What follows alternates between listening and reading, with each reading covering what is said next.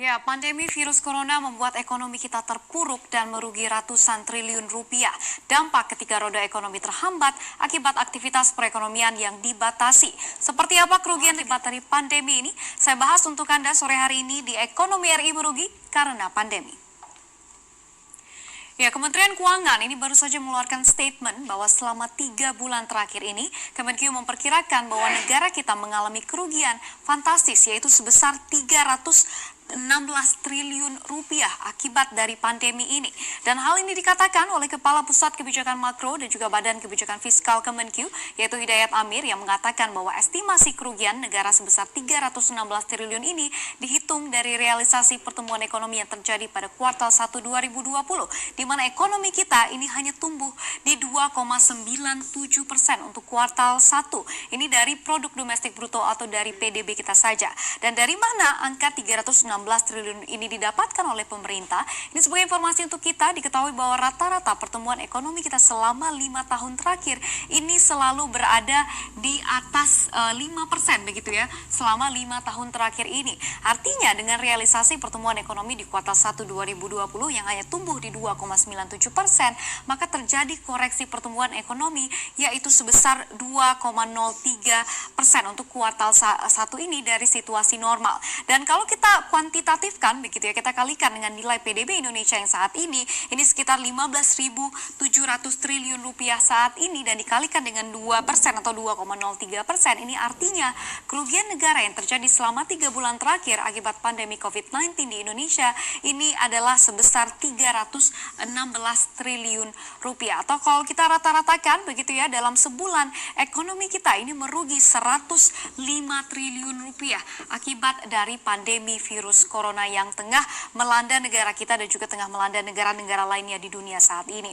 Dan melihat angka pertumbuhan 2,97% ini yang menyebabkan ekonomi kita merugi ratusan triliunan, pemerintah mengatakan bahwa this is not the worst begitu ya. Ini bukan skenario terburuk di mana pertumbuhan ekonomi kita diprediksi malah akan minus. Seperti apa jika proyeksi ini benar-benar terjadi? Saya bahas untuk Anda di slide berikutnya.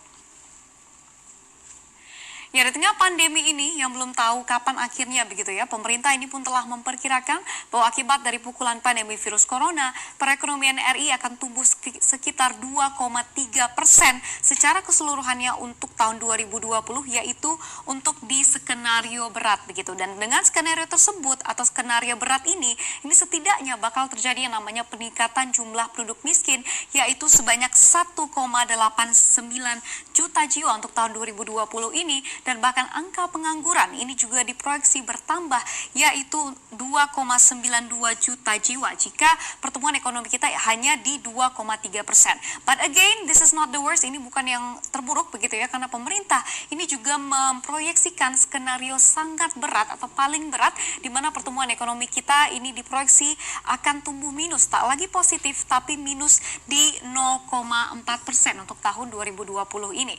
Dan mirisnya untuk skenario lebih berat atau sangat berat ini, angka kemiskinan atau penduduk miskin ini bisa meningkat menjadi 4,86 juta jiwa pada tahun 2020 ini, dan bahkan yang lebih fantastisnya lagi, pengangguran ini akan bertambah menjadi 5,23 juta jiwa di tahun 2020 ini.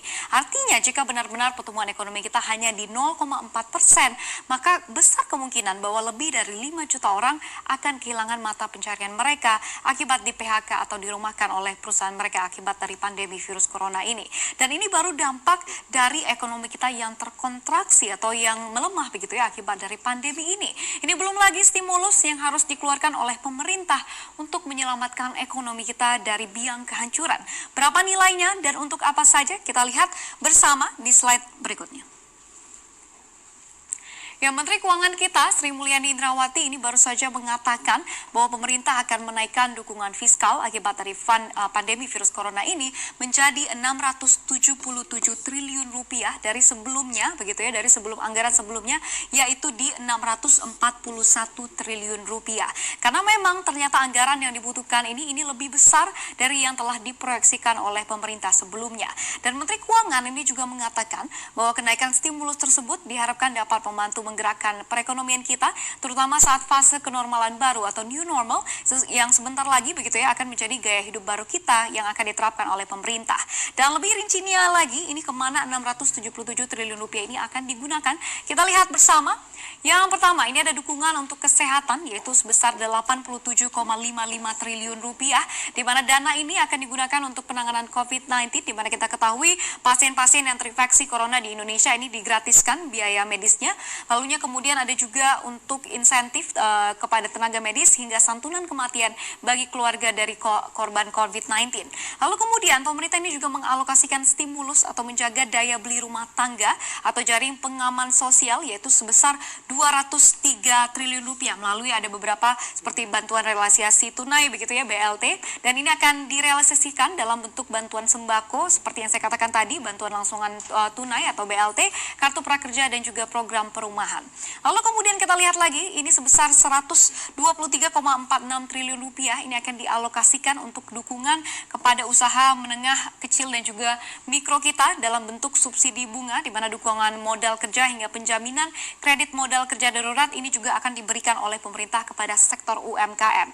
Lalu kemudian selain itu, ini ada juga alokasi untuk insentif dunia usaha, yaitu sebesar 126,1 triliun rupiah. Lalu kemudian ini juga ada penjaminan begitu ya, beberapa dengan dana talangan untuk BUMN atau perusahaan-perusahaan pelat merah kita, yaitu sebesar 44 triliun rupiah. Lalu kemudian yang terakhir, ini juga pemerintah akan memberikan dukungan kepada sektor Pemda, yaitu sebesar 97,11 triliun rupiah ini untuk membantu pemerintah daerah mengatasi yang namanya dampak dari pandemi ini begitu ya.